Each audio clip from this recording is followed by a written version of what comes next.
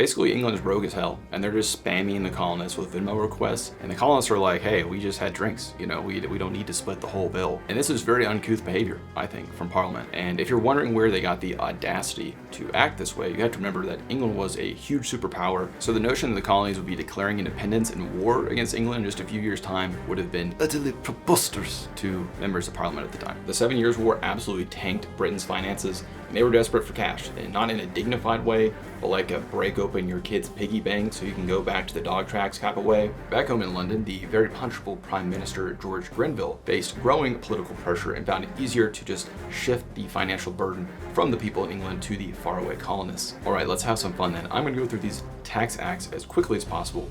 You can tell me if the colonists' outrage was justified. In 1763, the French and Indian / 7 Years' War ends, and the royal bag hath been laid barren. 1764, the Sugar Act. Like we said, this is actually just a notice that they've been enforcing the Sugar Act of 1733, but at a lower rate to discourage smuggling.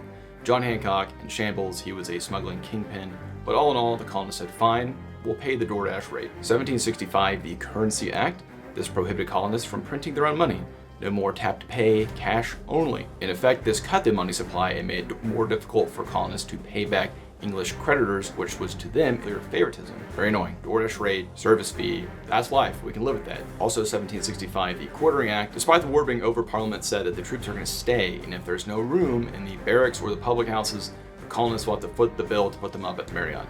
So you got the DoorDash pricing, plus the service fee, plus having to potentially have your dasher Simon stay in the back house. Maybe that $36 pad thai isn't sounding so good. Finally, the Stamp Act. Colonists had to pay on most paper products, legal documents, newspapers, playing cards, and so on. And you had to buy the stamps with English tender, not colonial paper money. This was a big one. So you've got the DoorDash fee, plus the service charge, plus Simon's rent, and now you're charging to submit a refund request for the pot stickers that didn't make it or that Simon probably ate. Let me know if this seems like a good deal to you, and tune in next to hear how the colonists plan for revenge.